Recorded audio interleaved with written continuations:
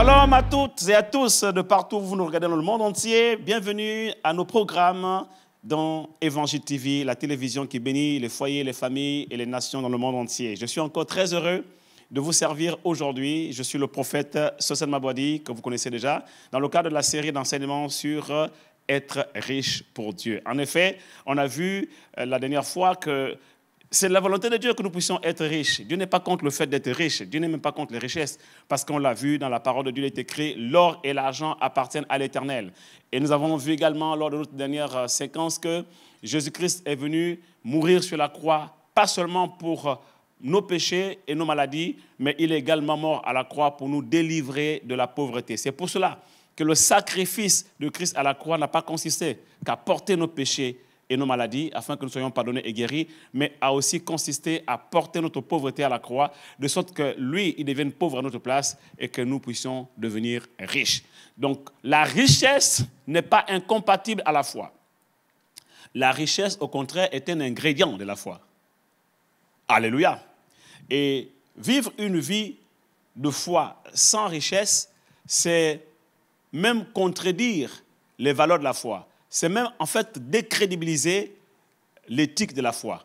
Parce qu'en effet, l'apôtre Paul va dire que ma prédication de la foi ne doit pas reposer sur des discours persuasifs de la sagesse humaine, mais sur une démonstration d'esprit et de puissance, afin que la foi de ceux qui entendent cette prédication soit fondée sur la puissance de Dieu.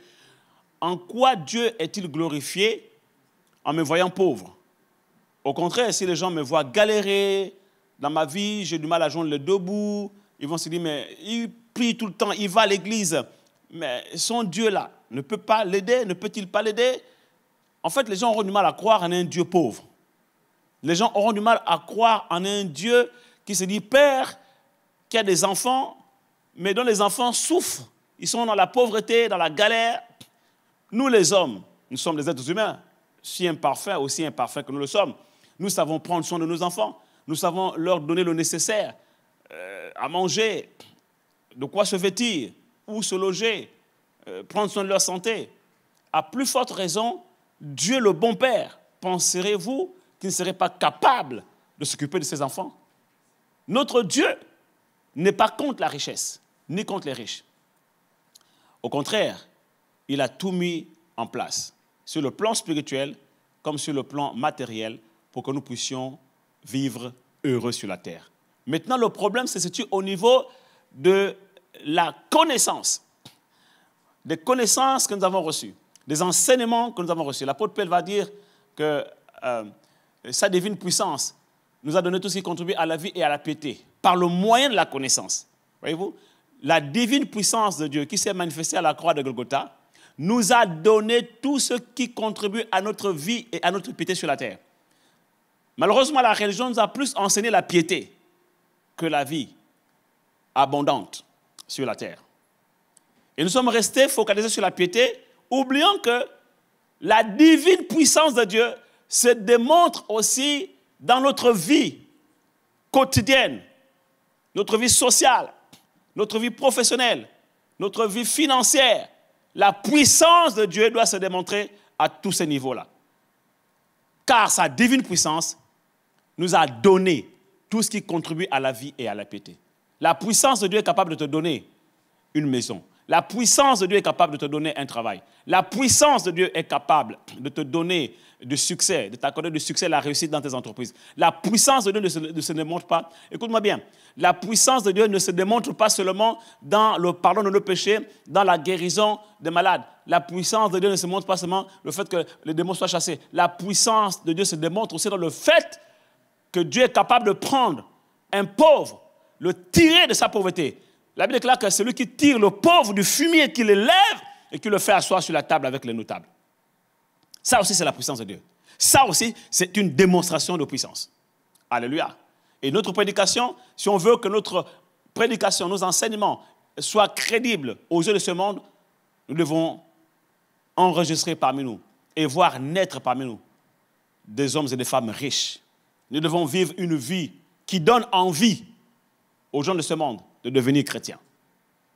C'est pour cela que j'aimerais encore une fois de plus insister sur le fait que la richesse n'est pas incompatible à la foi. Au contraire, c'est même un ingrédient de la foi. Ça fait partie du bon fonctionnement de la foi. Je dirais même que quelqu'un qui est pauvre, à un moment donné, bon, je parlais de chrétien, un chrétien qui se dit chrétien et qui est pauvre et qui galère, en fait, il y a quand même intérêt à questionner sa foi. Il y a quand même ici intérêt à se poser des questions sur la qualité de sa foi. Parce que voyez-vous, la qualité de notre vie sur la terre, j'aimerais le dire et le redire encore, la qualité de notre vie sur la terre ne sera que le reflet de la qualité de notre foi. La qualité de ta vie sur la terre ne sera que le résultat et le reflet de la qualité de ta foi. Donc, dis-moi quelle est ta foi, parle-moi de ta foi et je te dirai quelle est la qualité de ta foi à travers la qualité de ta vie sur terre. Quelqu'un me comprend-il ici? Donc, c'est la volonté de Dieu que ces enfants prospèrent. D'ailleurs, il a dit, je souhaite que tu prospères à tous égards, comme prospère l'état de ton âme et que tu sois en bonne santé, que tu sois en aussi bonne santé physique que tu l'es spirituellement. Ça veut dire qu'en fait, notre santé physique matérielle n'est que le reflet de notre santé spirituelle. Je le répète, notre santé physique et matérielle n'est que le reflet de notre santé spirituelle. Quelqu'un qui est en bonne santé spirituelle, il est prospère. Dans son âme, il est prospère. Et la prospérité intérieure va forcément s'extérioriser, se manifester sur le plan visible. Il est donc temps que nous puissions revisiter nos enseignements dans nos religions, dans nos églises. Ces enseignements qui ont tendance à pousser les croyants à faire vœu de pauvreté. Quelle gloire aurait-il pour Dieu que les gens viennent prier ce Dieu grand, puissant, dans un endroit délabré, dans un local qui ressemble à un garage. Quelle gloire tirerait Dieu de nous voir sous le froid, en train de prier dans un bâtiment où il n'y a pas de chauffage. Mais quelle crédibilité aurions-nous à prêcher le message de la bonne nouvelle, soit disant le message qui libère, qui guérit, qui rend les êtres humains épanouis sur la terre, si les conditions de vie dans lesquelles nous sommes sur la terre, les conditions dans lesquelles nous vivons, suscitent la pitié chez les gens auprès de qui nous allons, ou chez qui nous allons prêcher l'évangile. Voyez-vous, ils vous diront, c'est plus toi qui as besoin de Dieu que moi. Regarde comment moi je suis, j'ai tout ce qu'il me faut, mais toi, tu as plus besoin de Dieu que moi. En fait, tu te feras évangéliser par le païen que tu aurais évangélisé. Si tu vas évangéliser dans des conditions de précarité et de pauvreté. Tu me comprends ici? Il est donc temps que l'Église se lève et prenne conscience que l'or et l'argent appartiennent à l'Éternel. Alléluia. Et dans la précédente séquence, je vous ai parlé de cet homme riche, qui était riche. Et c'était la volonté de Dieu qu'il devienne riche sur la terre. Je crois qu'il était né pour devenir riche. Je crois qu'il avait été créé par Dieu pour devenir riche sur la terre. Comme beaucoup parmi vous. Lorsque Dieu vous a pensé, il a pensé à vous. Lorsqu'il a pensé vous créer, dans sa pensée profonde, il avait l'idée et le projet de faire de vous des hommes et des femmes riches sur la terre. Maintenant, le problème que cet homme avait avec Dieu, ce n'était pas de devenir riche. Le problème que cet homme avait et ce que Dieu lui reprochait, c'est le fait qu'il était devenu riche pour lui, mais pas pour Dieu. C'est ce que j'essaie de corriger depuis la première séquence de cette série, au niveau de nos conceptions, de nos mentalités, de nos perceptions de la vie chrétienne surtout. Nous devons reconsidérer nos enseignements et revisiter nos fondations et nos bases spirituelles. Nous ne sommes pas sur la terre pour accomplir notre propre volonté. Jésus l'a dit. Il a dit, je suis descendu du ciel sur la terre, non pour faire ma volonté, mais pour accomplir la volonté de mon Père qui m'a envoyé sur la terre. Et oui, tu es sur la terre pour accomplir un mandat divin. Et c'est pour cela que Dieu t'a donné et légué un manteau divin. Le manteau, c'est quoi? Le manteau, c'est l'onction. Le mandat, c'est la mission. Ça veut dire qu'à chaque mandat correspond un manteau. À chaque mission correspond une onction. Et l'onction est cette grâce surnaturelle qui te fait réussir dans ton domaine de prédilection, dans la vocation qui t'est assignée, dans la mission dans laquelle tu as été envoyé. Et aujourd'hui, tu penses que le fait que tu réussisses, que tu aies du succès dans tes entreprises, C'est le fruit seulement de tes propres efforts. Garde-toi de dire que ce sont mes forces, mon intelligence et mes capacités qui m'ont acquis toutes ces richesses. C'est la Bible qui le dit. Garde-toi de dire que c'est par tes forces, par tes capacités, par ton intelligence que tu as acquis toutes ces richesses.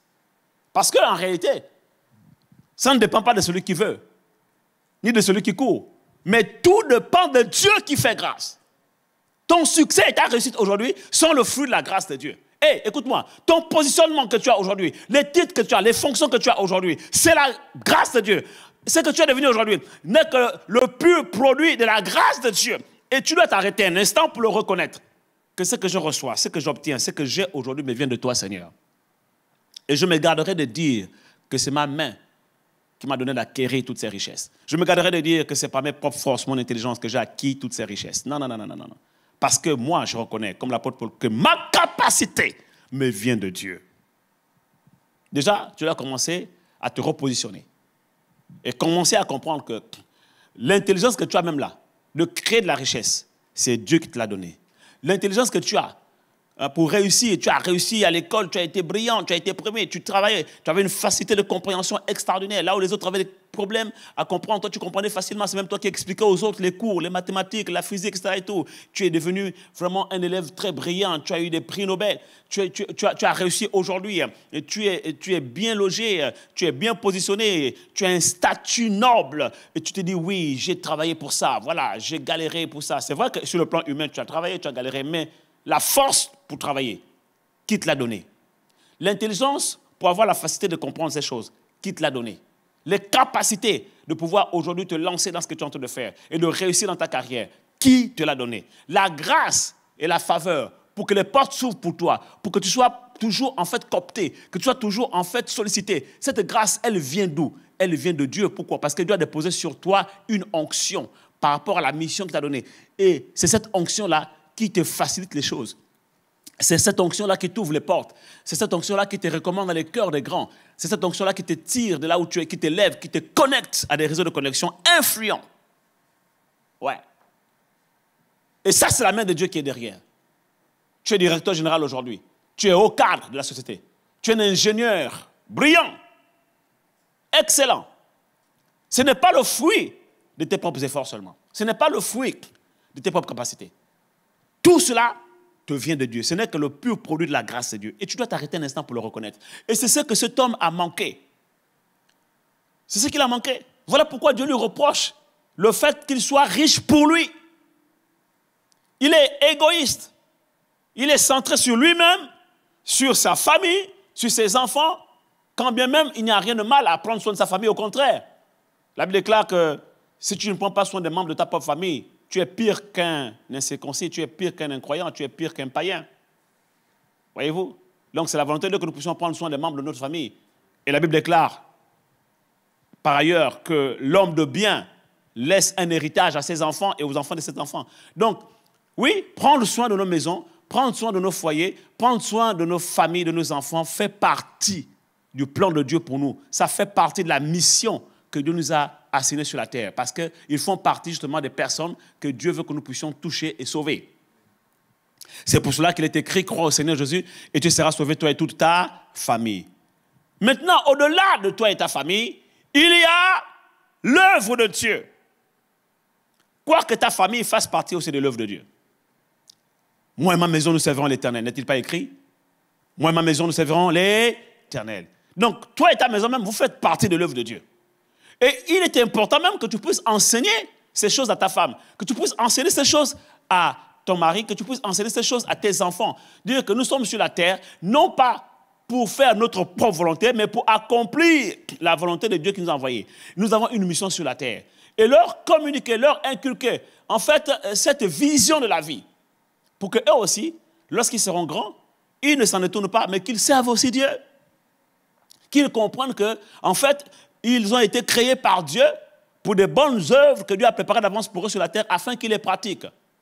C'est pourquoi il est temps que tu fasses une alliance avec Dieu, que tu dises à Dieu, tous mes fils seront appelés disciples de l'Éternel. Oui, oui, oui, c'est écrit. Il est temps que tu le dises aussi. Tous mes fils seront appelés disciples de l'Éternel. Et grande sera la prospérité de mes fils. Vois-tu, Dieu accordera la prospérité à tes fils. Pourquoi? Parce qu'ils sont devenus fidèles, ils sont devenus disciples éternels. Ah, donc ma responsabilité en tant que père, c'est de faire en sorte que mes fils deviennent disciples de l'Éternel. Parce que la prospérité divine dans leur vie est attachée à ma capacité à faire d'eux des disciples. Alléluia. Donc la prospérité est attachée aux disciples. Quelqu'un dise la prospérité est attachée aux disciples. Oui, oui. Tous mes fils seront appelés disciples de l'Éternel et grande sera la prospérité de mes fils. Ça veut dire que la prospérité est attachée aux disciples de l'Éternel. La prospérité est attachée aux disciples de Christ. Ah, ceux qui ont des boutons, quand on parle de la prospérité, ceux qui sont contre le message de la prospérité, voyez-vous que la prospérité est très biblique. Et bibliquement biblique. Dans la Bible, vous trouverez ce mot plusieurs fois, la prospérité. Donc, Dieu n'est pas contre la prospérité. Au contraire, il est contre la pauvreté. Il est contre la précarité. Quelqu'un ici dit Amen. Voyez-vous, nous ne sommes pas venus sur la terre pour accomplir notre propre volonté. Nous sommes venus sur la terre pour accomplir la volonté de Dieu. Et cet homme riche n'a pas compris ça. C'est ce que Dieu lui a reproché. Que tu es devenu riche, c'est bien, c'est pour cela que je t'ai créé et t'ai envoyé sur la terre. Mais ce que j'ai contre toi, c'est que tu es devenu riche pour toi-même. Et tu ne l'es pas devenu pour moi. Mon plan parfait pour toi sur la terre en te créant, c'est de faire de toi un homme riche pour moi. Donc, je suis venu encore une fois de plus parler à des hommes et des femmes riches pour Dieu. À des hommes et des femmes qui veulent devenir riches pour Dieu. À des hommes et des femmes qui ressentent dans leur cœur la vocation divine de devenir riches pour Dieu. C'est à vous que je parle aujourd'hui. J'aimerais vous parler du plan de Dieu pour votre vie. Jésus arrive, il parle à ses disciples. Souvent, Jésus parlait en parabole. Et à côté, en aparté, il expliquait les mystères de cette parabole, les mystères du royaume des cieux à ses disciples. Alors, il va leur parler en parabole. Il va leur dire, cherchez premièrement le royaume de Dieu et sa justice. Et toutes les choses que vous recherchez vous seront données par-dessus tout. Oh. Mais le royaume des cieux, ce n'est pas le manger, le boire. Non, le royaume de Dieu, ce n'est pas seulement le manger, le boire, mais c'est la paix, la joie, la justice par le Saint-Esprit. Pourtant, nous, sur la terre, nous nous préoccupons du manger et du boire. Nous voulons avoir un toit où se loger, ce qui est normal, ce qui est humainement normal. Nous voulons avoir de quoi manger au quotidien, ce qui est normal. Donc, nos prières, notre foi est beaucoup plus orientée vers ces choses. Nous venons à l'église, nous prions pour avoir de quoi manger. Nous prions pour avoir de quoi boire. Nous prions pour avoir où loger. Nous prions pour avoir de quoi nous vêtir. Nous prions pour avoir, en fait, ces choses-là qui constituent, en fait, les éléments essentiels de la vie sur terre sont les choses qui prennent plus de place dans nos cœurs, qui nous préoccupent et qui, malheureusement, justement, conditionnent et cadencent le rythme de notre vie sur la terre. Mais que dit Jésus au sujet de ces choses? Il dit, considérez les oiseaux du ciel. Ils ne sèment ni ne moissonnent. Cependant, notre Père Céleste les nourrit. Donc, si Dieu est capable de nourrir les oiseaux du ciel, pensez-vous qu'il ne soit pas capable de vous nourrir, vous qui valez mieux que les oiseaux du ciel, vous qui avez plus de valeur que les oiseaux du ciel? Considérez l'herbe des champs. Ils ne sèment ni ne moissonnent, mais notre Père Céleste les revêt. Au début de ma conversion, lorsque je lisais ce texte, je ne comprenais pas trop. Je me dis, mais Dieu, dans ta parole, il est écrit que celui qui ne travaille pas ne mange pas non plus. Dieu, tu as dit que celui qui sème récolte. Mais Jésus dit que les oiseaux du ciel ne sèment ni ne moissonnent, et toi tu les nourris. Ce n'est pas juste. Jusqu'à ce que je comprenne qu'en réalité, les oiseaux du ciel étaient pris en charge par Dieu, non parce qu'ils ne font rien sur la terre, mais justement parce qu'ils font exactement ce pourquoi Dieu les a créés et envoyés sur la terre. Et Dieu a ouvert mes yeux pour comprendre un peu comment fonctionnent les oiseaux du ciel. Dieu a créé les oiseaux du ciel pourquoi? Pour un but. Que font les oiseaux du ciel sur la terre?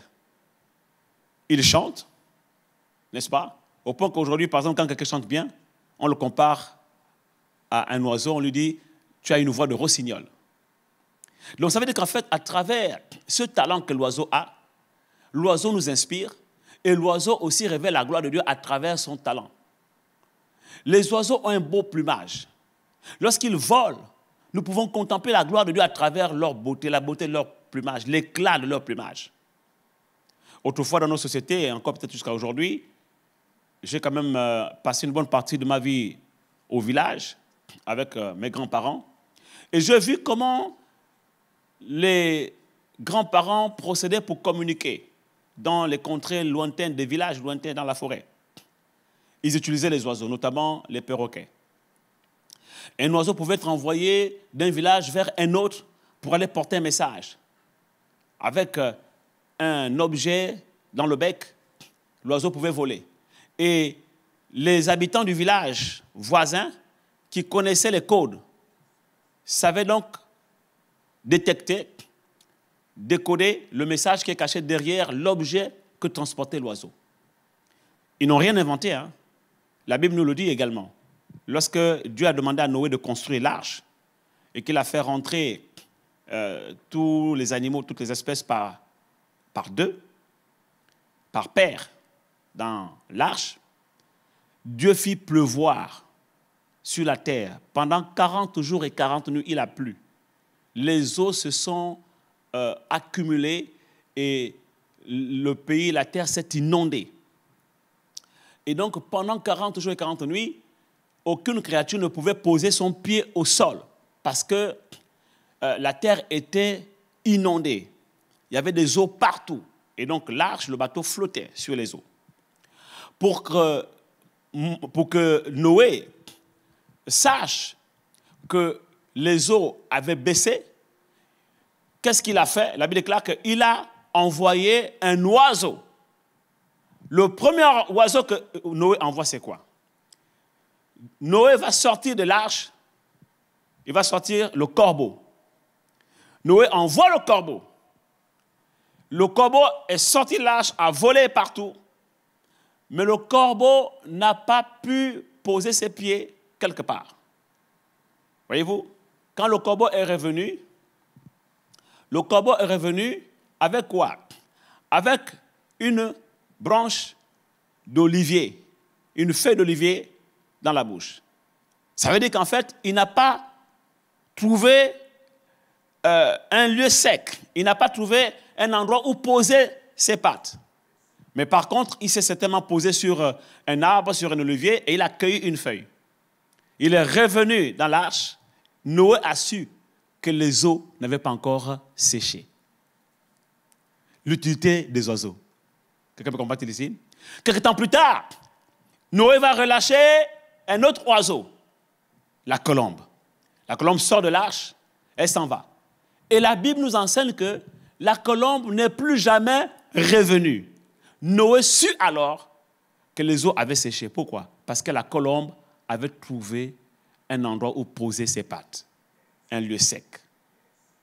J'ai compris que Dieu n'a pas créé les oiseaux juste pour venir glaner sur terre, se pavaner, à ne rien foutre et à être nourri gracieusement par Dieu. Quelqu'un ici acclame le Seigneur, alléluia. Les oiseaux ont été créés pour un but. Regardez même les oiseaux qu'on appelle les hirondelles. Lorsque vous voyez apparaître les hirondelles dans le ciel, vous savez alors que c'est le printemps, que nous passons de l'hiver au printemps. Ça veut dire que les oiseaux ont un rôle important sur la terre. Je me souviens très bien que dans nos villages, à l'époque où il n'y avait pas encore la montre, on savait qu'il fait telle heure à partir du chant des oiseaux. On savait que là, il est 5 heures du matin. Là, il est 6 heures à travers le chant des oiseaux. Alors, le Saint-Esprit m'a expliqué que, vois-tu, les oiseaux du ciel ne sèment ni ne moissonnent, c'est normal. Pourquoi? Parce que ce n'est pas leur rôle de semer et moissonner. Le rôle de semer et moissonner n'a pas été donné aux oiseaux du ciel, mais à l'homme. En effet, quand Dieu crée l'homme, il le place dans un jardin et il lui dit « cultive la terre ». Donc, le travail de cultiver la terre, de semer et de moissonner, c'est à l'homme que Dieu l'a donné. C'est la mission de l'homme. Ce n'est pas la mission des oiseaux. Ce n'est même pas la mission de l'herbe des champs. Et donc, c'est parce que les oiseaux se consacrent à leur mission et font exactement ce pourquoi Dieu les a créés que notre Père céleste les nourrit. Quelqu'un ici donne gloire à Jésus. Alléluia. Bien-aimé, il en est ainsi de tout homme que Dieu a créé et qu'il a envoyé sur la terre avec une mission précise. Si tu fais exactement la mission pour laquelle Dieu t'a créé et t'a envoyé sur la terre, Dieu s'occupera de toi. Dieu prendra soin de toi. Il prendra soin de ta maison. Il prendra soin de ta famille. Il prendra soin de tout ce qui te concerne. Pourquoi? Parce que tu es envoyé du ciel sur la terre. Comme un citoyen du ciel envoyé sur la terre pour accomplir une mission diplomatique. C'est pour cela que l'apôtre Paul nous parle de ce statut de citoyen du ciel et d'ambassadeur de Christ sur la terre. Nous sommes citoyens du ciel, mais ambassadeurs de Christ sur la terre. Nous sommes nés d'en haut, envoyés sur la terre, non pour faire notre propre volonté, mais pour accomplir la volonté de Dieu qui nous a envoyés sur la terre. Nous sommes donc des ambassadeurs de Christ sur la terre, des diplomates, des ambassadeurs plénipotentiels, pour accomplir la mission divine sur la terre qui nous a été adressée, pour représenter en fait le ciel sur la terre, pour porter haut les valeurs du royaume des cieux sur la terre, pour porter haut le flambeau des valeurs célestes sur la terre. C'est ça un ambassadeur. Un ambassadeur, il représente sa nation, sa patrie, dans un endroit bien précis. Et l'ambassadeur ne se préoccupe pas de ce qu'il va manger, ce qu'il va boire, ce qu'il va porter, de quoi serait-il vêtu, où est-ce qu'il va loger, où ses enfants vont-ils apprendre. Non, ce n'est pas son problème. Pourquoi? Parce que toutes ces choses sont déjà prises en charge par la nation qu'il envoie. Sa patrie s'en occupe déjà. D'ailleurs, c'est même une honte pour une nation de ne point prendre soin de son ambassadeur. C'est une honte pour un pays de ne pas, en fait, s'occuper de son ambassadeur. C'est-à-dire que, en fait, l'honneur du pays, en fait, l'honneur d'une nation dans un autre pays est incarné par son ambassadeur. La crédibilité d'un pays, le respect que l'on doit à un pays est incarné par son ambassadeur. C'est parce qu'on voit son ambassadeur, on voit la qualité de vie de son ambassadeur qu'on respecte ce pays. Oui, l'ambassadeur, c'est l'image de la nation dans un autre pays. L'ambassadeur, c'est le porte-valeur, le porte-flambeau de valeurs de sa nation dans ce pays. L'ambassadeur représente la culture de son pays, il représente les valeurs de son pays dans un autre pays, sur une autre terre. Il représente les marques même de ce pays. C'est-à-dire que, en fait, l'ambassadeur, ce qu'il porte même là, ce sont les stylistes, les couturiers de son pays qui vont se bousculer auprès du gouvernement pour répondre à des appels d'offres pour que sa marque soit vendue dans le pays où cet ambassadeur est en mission. Oui, oui, oui. Même les voitures dans lesquelles il roule, ce n'est pas lui qui les achète. Ce sont les concessionnaires automobiles de son pays qui vont se bousculer aux portes du gouvernement pour répondre aux appels d'offres, afin que leur marque soit représentée, que leur concession soit représentée dans le pays où l'ambassadeur a été envoyé en mission. Voyez-vous, l'ambassadeur de France au Gabon, il ne roule pas, il ne roule pas en carcasse, ok? Et il roule, il a même le choix. Il doit rouler dans les voitures, les marques de son pays. Pourquoi? Parce qu'il est en même temps l'agent commercial des marques de son pays dans cette nation, sur une terre étrangère. Est-ce que quelqu'un me comprend ici? Voilà. Même ce qu'il va manger, il n'a pas besoin d'acheter. Pourquoi? Parce que les grandes surfaces vont se bousculer autour des gouvernements pour répondre à des appels d'offres, de sorte que leur enseigne soit implantée dans ce pays. En fait, finalement, l'ambassadeur, s'il est bien pris en charge par son pays, ne touche même pas son salaire. Tout est pourvu. Quelqu'un ici donne gloire à Jésus. Alléluia. Tout est pourvu. Je parle de cela en parabole. Je prends cette illustration pour dire qu'il en est ainsi de toi. En fait, c'est ton statut. Tu es un citoyen du ciel, venu du ciel sur la terre, pour une mission diplomatique sur la terre. Tu n'as donc plus à t'inquiéter au sujet de ce que tu vas manger, ce que tu vas boire, de quoi c'est que tu veux tuer. Non, non, non, non, non. Toutes ces choses, le Saint-Esprit nous a fait comprendre à travers ce récit que toutes ces choses, en fait, le Père s'en charge. Ta patrie céleste s'en charge. Alléluia. C'est pour cela que donc Jésus a dit, ne vous inquiétez pas au sujet du manger, de ce que vous allez manger, ce que vous allez boire. De quoi serez-vous vêtus? Où vont-ils apprendre vos enfants? Comment payer la sécurité de vos enfants? Non, non, non, non, non. Votre sécurité, tout est assuré. Dieu a dit, vous me servirez et je vous bénirai. Voyez-vous, il y a une bénédiction qui est attachée au service. Vous me servirez et je vous bénirai. Je bénirai votre pain, je bénirai vos eaux. J'éloignerai la maladie du milieu de vous. On ne trouvera chez vous ni femme stérile, ni femme qui avorte. J'augmenterai la durée de votre vie, le nombre de jours de votre vie sur la terre. Voyez-vous? Le fait de servir Dieu, d'accomplir la mission pour laquelle Dieu t'a envoyé sur la terre, te confère la bénédiction, la provision divine, la guérison, la fertilité, la fécondité, mais aussi la longévité. Quelqu'un ici donne gloire à Jésus. Alléluia. C'est notre héritage. C'est notre partage. Donc vous comprenez que tout ce que nous pouvons posséder sur la terre ne nous appartient pas. Ça appartient à Dieu. L'or et l'argent lui appartiennent. La position que tu occupes aujourd'hui, c'est une vocation divine. C'est Dieu qui t'a appelé à être préfet. Dieu t'a appelé à être maire, à être gouverneur, à être député, à être ministre, à être président, à être un grand homme d'affaires, une femme d'affaires influente. Dieu t'a appelé à être ingénieur, à être médecin, à être avocat, à être magistrat, à être agent immobilier, un homme d'affaires influent dans l'immobilier. Il t'a appelé à être érudit dans le domaine des nouvelles technologies, un érudit, un homme très intelligent. Tu es peut-être le Steve Jobs de ta génération. Mais c'est une vocation. Il t'a appelé à être un grand homme de médias. Il t'a donné des capacités, une intelligence extraordinaire dans ton domaine de compétences.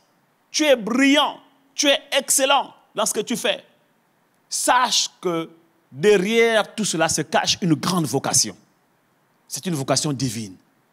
Et ce que Dieu attend de toi, c'est que tu puisses mettre tout cela au service de l'avancement de son œuvre sur la terre. Que tu puisses comprendre une chose, que Dieu t'a rendu ainsi riche, non pour ta propre gloire, mais pour sa gloire à lui. Dieu t'a rendu ainsi riche, non pour tes propres intérêts, mais pour les intérêts de son royaume sur la terre. Alors tu dois prendre position. Tu dois te positionner correctement. Qu'est-ce que je veux dire? Je veux dire que tu dois comprendre que c'est pour des temps comme ceci que Dieu t'a positionné là, pour défendre ses intérêts. Et je sais, Dieu m'a enseigné qu'il va envoyer des missionnaires dans plusieurs domaines et secteurs d'activité de la vie, qui n'ont pas forcément le titre de pasteur, qui n'ont pas forcément le titre de prophète, qui n'ont pas forcément le titre d'évangéliste ou d'apôtre, mais qui sont des missionnaires envoyés par Dieu, déguisés en vêtements, en uniforme peut-être de généraux, ou de capitaines, ou de colonels, déguisés en blouse blanche, pour ne pas parler des médecins, ou du corps médical, déguisés en blouse rouge-blanche, pour ne pas parler des magistrats, ou des hommes de loi, déguisés en blouse noire-blanche, pour ne pas parler d'avocats, déguisés en veste de directeurs généraux, ou encore déguisés en costume d'ingénieurs dans des entreprises, déguisés en veste d'hommes d'affaires, femmes d'affaires influents. Oui, tu es en mission sur la terre, en mission divine. Ce que tu fais aujourd'hui comme travail, c'est ta mission. Et la richesse qui est créée, c'est pour la gloire de Dieu.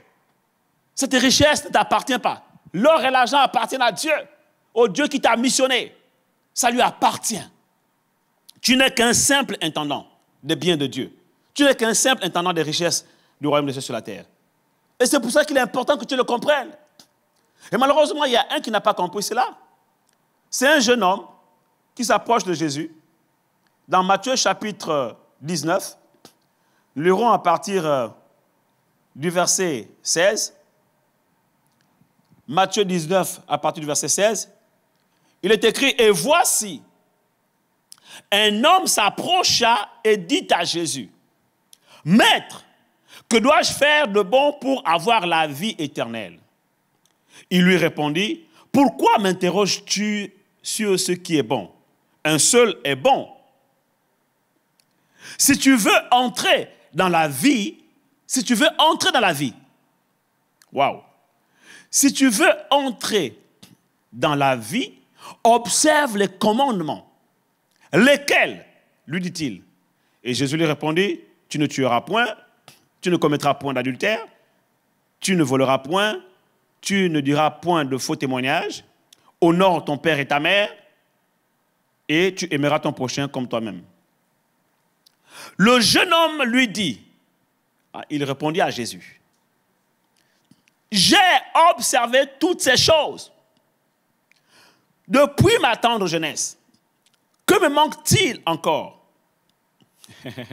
Jésus lui dit, si tu veux être parfait, c'est-à-dire accompli sur la terre, va, vends ce que tu possèdes, donne-le aux pauvres, et tu auras un trésor dans le ciel.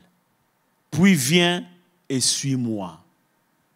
Après avoir entendu ces paroles, le jeune homme s'en alla tout triste, car il avait de grands biens, de grandes richesses. Jésus dit à ses disciples, je vous le dis, en vérité, je vous le dis, en vérité, un riche entrera difficilement dans le royaume des cieux.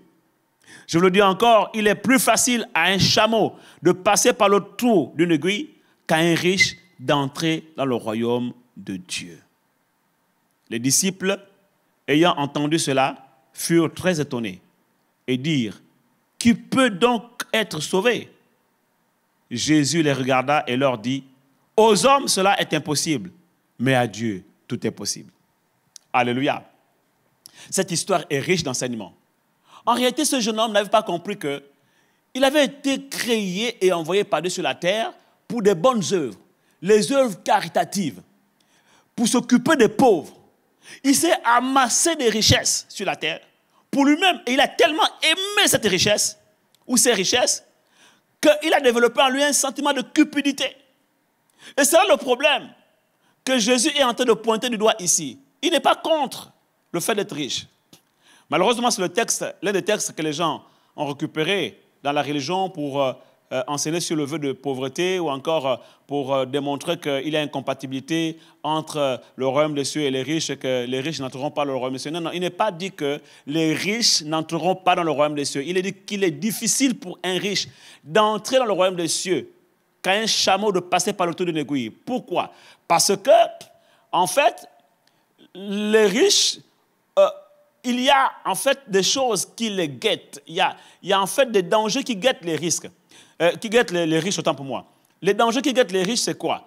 Justement, c'est le danger de tomber dans la cupidité. Le danger de croire que ces richesses lui appartiennent à lui seul et à sa famille. Le danger de croire qu'il s'est amassé ses richesses avec ses propres forces et de par ses propres forces. Le danger de croire qu'en réalité, il n'a de compte à rendre à personne qu'à lui-même. Le danger de croire qu'en réalité, cet argent-là, c'est le fruit de sa sueur, la sueur de son front.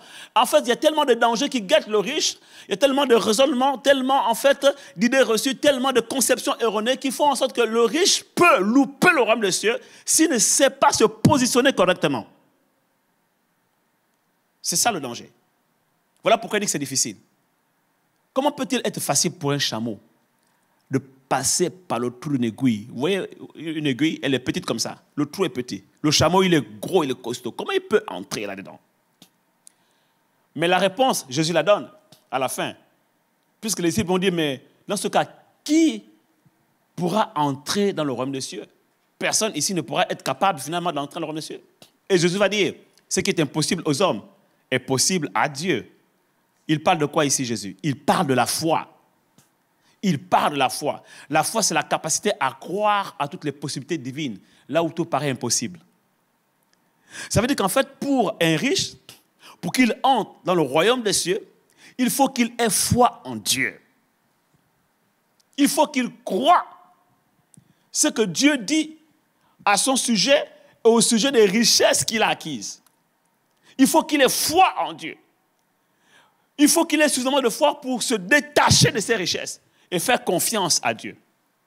Il faut qu'il ait assez de foi pour croire que le Dieu qu'il a appelé et qu'il a donné ses richesses est capable de lui en donner encore plus afin de pouvoir aux besoins des nécessiteurs. Car c'est lui, Dieu, qui donne la semence au semeur. En effet, pour qu'un chameau passe par le trou d'une aiguille, pour qu'un chameau entre dans le trou d'une aiguille, cela relève d'un miracle.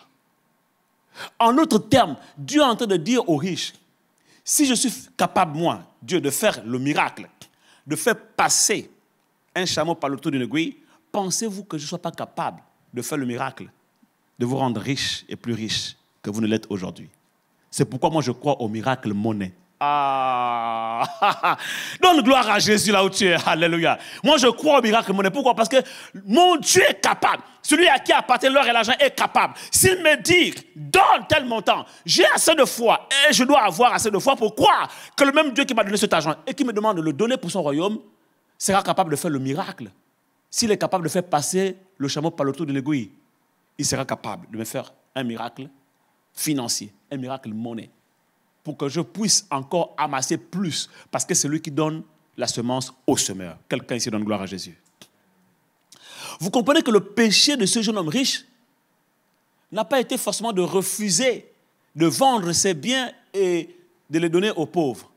En réalité, ça n'a été qu'une conséquence.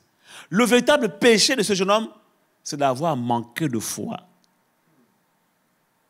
Le véritable péché de ce jeune homme, c'est d'avoir manqué de foi. C'est Jésus, la parole vivante, qui te parle. Tu as Dieu en face de toi. Au commencement était la parole. La parole était avec Dieu. Et la parole était Dieu. Elle est en face de toi. Elle te parle. Elle te dit, tu veux être parfaite. Tu veux être accompli. Tu veux te réaliser sur la terre. Tu veux t'accomplir sur la terre. Va. Vends tout ce que tu possèdes et donne le fruit aux pauvres. Et la foi vient de ce qu'on entend. Et ce qu'on entend vient de la parole de Christ. Et Christ est en face de toi, il te parle. La parole vivante est là, elle te parle. Tu ne crois pas. Tu restes incrédule.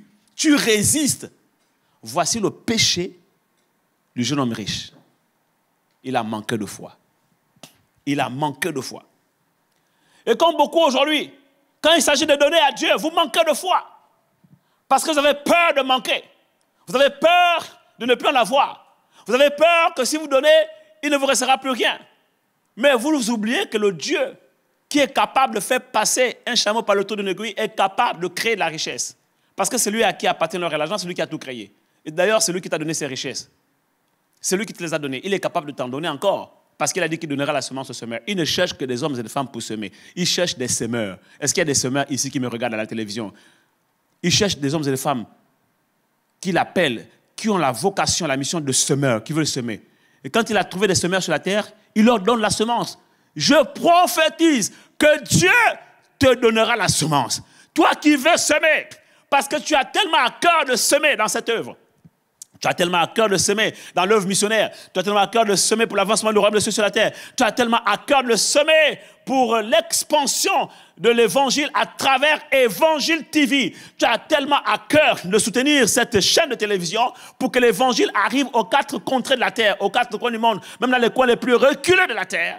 Alors Dieu entend le cri de ton cœur. Dieu entend le soupir de ton cœur. Et Dieu t'exauce en cet instant. Il te dit, je donnerai la semence au semeur. Et prépare-toi à recevoir une abondance de semences dans tes mains. Mais quand la semence arrivera dans tes mains, garde-toi de te dire que ça t'appartient. Parce que la semence, elle est faite pour être plantée, pour être mise en terre. Sème. Sème. Je sais que tu fais partie de ces personnes que Dieu a appelées sur la terre pour semer. Ces jeunes hommes riches qui ont la foi et qui auront la foi, contrairement à cet homme riche, ce jeune homme riche qui n'a pas eu la foi. Toi, tu vas te distinguer de ce jeune homme riche. Tu auras la foi. Parce que tu es de la génération des hommes et des femmes de foi. Tu fais partie de cette génération, de cette dispensation à qui le Seigneur a dit, mon juste vivra par la foi. Oui, tu es un homme de foi. Tu es un juste. Donc, tu es un homme de foi. C'est pour ça que je crois en toi. Je sais que toi, tu as reçu de Dieu la pensée et la direction de soutenir Évangile TV. Alors, lève-toi là où tu es. Réponds à cet appel pour dire, Seigneur, me voici. J'ai un peu de semence. Seigneur, donne-moi assez de foi pour donner, pour semer. Seigneur, je n'en ai pas, mais donne-moi la semence, je vais donner. Parce que je crois que je fais partie de ces partenaires qui ont reçu la vocation, de ces personnes qui ont reçu la vocation de devenir partenaires d'Évangile TV. Alors je me lève, je réponds. Ça a toujours été mon rêve, Seigneur. Ça a toujours été ma soif, mon désir de pouvoir gagner beaucoup d'argent afin de soutenir les œuvres de Dieu. Et Évangile TV est une œuvre de Dieu. Et je comprends que je ne suis pas venu sur la terre pour faire ma volonté. Avec mon argent, avec mes richesses, je suis descendu sur la terre pour faire la volonté de Dieu. Et la volonté de Dieu pour moi aujourd'hui, c'est que je puisse soutenir cette chaîne de télévision. Parce qu'il y a des foyers qui doivent être visités. Il y a des jeunes qui doivent être gagnés à Christ. Il y a des problèmes sociaux. Il y a des problèmes problèmes de mœurs qui doivent être résolus, et des fléaux qui doivent être éradiqués sur la surface de la terre, dans nos nations. Les gouvernements n'en peuvent plus. Ils sont comme au pied du mur. Ils ont tout essayé. Ils ont fait ce qu'ils peuvent, mais ils sont limités dans leurs moyens humains. Mais nous savons que c'est l'Évangile seul qui est la solution, parce que l'Évangile est une puissance pour changer les consciences humaines, pour changer les cœurs des hommes, pour changer les comportements des hommes, pour changer la vie des gens sur la terre. Et je réponds à cet appel. Je ne peux peut-être pas aller sur la chaîne de télévision ou prêcher au micro comme le font les serviteurs de Dieu que je regarde, mais je peux envoyer mon argent en mission afin que mon argent serve pour la cause de l'Évangile. Je m'élève. Je m'élève. Je réponds à cet appel. Et je crois, j'ai foi en Dieu, qu'il fera le miracle. Lève-toi là où tu es. Père Céleste, merci pour toutes ces personnes qui se lèvent de partout dans le monde pour répondre à l'appel, à la vocation divine de soutenir cette chaîne de télévision, Évangile TV. Je déclare au nom de Jésus que tu fais des jeunes hommes et des jeunes filles riches pour toi, des hommes et des femmes riches pour toi, qui ne sont pas cupides, qui ne sont pas avares, qui ne sont pas ingrats, qui ne sont pas égoïstes, qui ne sont pas incrédules, mais qui ont assez de foi pour croire que si Dieu est capable de faire passer un chameau par le trou d'une aiguille, il sera capable de créer de la richesse dans mes entreprises, de me créer de la richesse, de me donner la semence suffisante et de me donner, en fait, de gagner, d'amasser beaucoup d'argent de richesse, de prospérer, alléluia, de vivre des miracles financiers pour financer l'Évangile à travers Évangile TV. Merci Seigneur Dieu parce que je vois des hommes et des femmes qui s'élèvent dans leur maison, dans leur voiture, dans leur bureau, partout, qui entendent ce message au son de ma voix, qui se tiennent debout pour dire, je réponds à l'appel. Je veux être ce Joseph d'Arimathée. Je veux être cette Jeanne de Souza. Ces femmes qui assistaient Jésus de leur bien dans le ministère de Jésus. Ils assistaient le ministère de Jésus avec leur bien. Je veux devenir cette Tabitha Dorcas qui soutenait en fait les apôtres dans l'œuvre de l'évangélisation avec ses biens. Oui Seigneur, je me lève, je réponds. Je comprends que je suis descendu sur la terre pour cette mission. Tout ce que je fais aujourd'hui est rythmé, et séquencé, et cadencé par cette vision et cette mission. C'est mon désir, c'est mon aspiration, Seigneur. Et ce message me touche profondément. Je réponds à l'appel. Je réponds à l'appel, Seigneur. J'ai un peu d'argent dans mon compte bancaire. J'en ai un peu dans les comptes d'épargne. Seigneur, je m'aimerais donner. Je m'aimerais donner, Seigneur Dieu. Je vais commencer à semer maintenant. Mais je vois que ce n'est pas suffisant. Alors je te prie de me donner de la semence, accorde-moi encore d'autres possibilités de gagner plus d'argent, fais prospérer mes affaires, accorde-moi la semence, donne-moi un travail, donne-moi une promotion. Oui, Seigneur, crée les occasions, les circonstances qui vont me faire venir la semence, alléluia, afin que je sème, car tu vois mon cœur, tu vois que je ne désire qu'une chose, c'est de semer. Lorsque Daniel a jeûné pendant 21 jours, et que l'ange est venu lui parler, l'ange Gabriel a dit à Daniel, depuis le premier jour où tu as seulement eu l'intention, où tu as eu à cœur de prier, d'invoquer Dieu, l'Éternel t'avait déjà répondu, il t'avait exaucé. Voyez-vous? Depuis le jour où tu as eu à cœur seulement de semer, dès l'instant où tu as seulement à cœur de semer, l'Éternel Dieu t'a déjà exaucé. Parce que Dieu exauce l'intention avant l'intercession. Dieu exauce ta pensée avant la parole qui sort de ta bouche. Dieu exauce les intentions avant nos prières. Les intentions de prière sont exaucées avant les prières elles-mêmes. Nos pensées parlent plus fort que nos paroles. Dieu voit ton cœur. Et je vois la main de Dieu est sur toi maintenant. Car la parole n'est pas sur ta langue que déjà l'Éternel la connaît entièrement. Reçois la grâce pour l'exaucement de tes prières. Alors que tu pries pour ton travail, pour trouver du travail, alors que tu pries pour avoir une promotion en cette fin d'année, alors que tu pries pour que tes affaires prospèrent, parce que tu veux avoir assez de moyens pour soutenir l'œuvre de Dieu, pour soutenir cette chaîne de télévision, alors que tu es en train de prier, alors que tu désires, Dieu voit tes intentions, il voit ton cœur, il voit tes motivations, il voit en réalité tes aspirations, il voit ta vision, la vision que tu as du royaume de Dieu sur la terre. Tu veux être un ambassadeur, tu veux représenter les valeurs du royaume de Dieu, là où Dieu t'a placé. Tu veux vraiment répandre l'évangile. Tu veux te servir de ta position pour ouvrir les portes à l'évangile. Tu veux te servir de ton statut pour pousser cette chaîne de télévision plus loin dans sa mission d'évangélisation. Alors reçois l'exaucement de tes prières et prépare-toi à vivre des miracles financiers. Si Dieu est capable de faire passer un chameau par le trou d'une aiguille, il sera capable de faire un miracle pour que tu aies l'argent nécessaire, afin qu'il ne te manque toujours jamais de rien pour semer dans sa maison. Je déclare au nom de Jésus, je prophétise des miracles financiers, dans tes entreprises, dans ton travail, dans tes comptes bancaires, des miracles, des grâces financières. Une onction financière vient sur toi pour la création de richesses. Au nom de Jésus, je déclare que tout esprit de pauvreté se lève de toi et de ta maison. Dieu te rend riche pour lui. Il t'ouvre les portes des cieux, il t'ouvre les portes, les trésors des nations se bousculeront aux portes de tes entreprises. Les richesses de la terre se bousculeront aux portes de ta demeure. Dans le nom de Jésus, tu amasseras encore plus, encore plus. Non seulement tu laisseras un héritage à tes enfants, aux enfants de tes enfants, mais également tu vas pouvoir en avoir en abondance pour toutes sortes et toutes formes de libéralité. Au nom de Jésus, et particulièrement pour le soutien de cette chaîne de télévision, Évangile TV.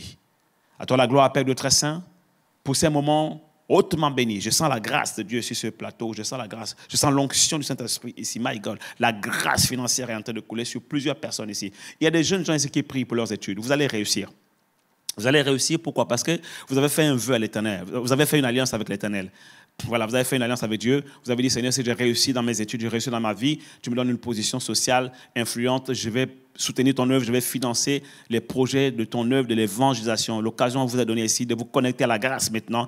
Recevez la grâce pour le succès et la réussite. Dieu renouvelle votre intelligence et vous rend plus intelligent que tous vos collègues, afin que vous puissiez accomplir vos vœux à l'Éternel, que vous puissiez honorer votre alliance avec Dieu. Vous faites partie également de ces semeurs. Futur semeur, futur Joseph d'Arimathée, vous réussirez pour la gloire de Dieu. Dans le nom tout-puissant de Jésus, j'ai ainsi prié. Amen. Amen. Et Amen. Donne gloire à Dieu là où tu es. Alléluia. Que Dieu te bénisse. J'espère que tu as été vraiment richement nourri, richement béni par cet enseignement. Je te donne rendez-vous dans notre prochaine séquence, toujours sur la thématique de cette série, être riche pour Dieu, devenir riche pour Dieu. Que Dieu vous bénisse. Shalom et à bientôt.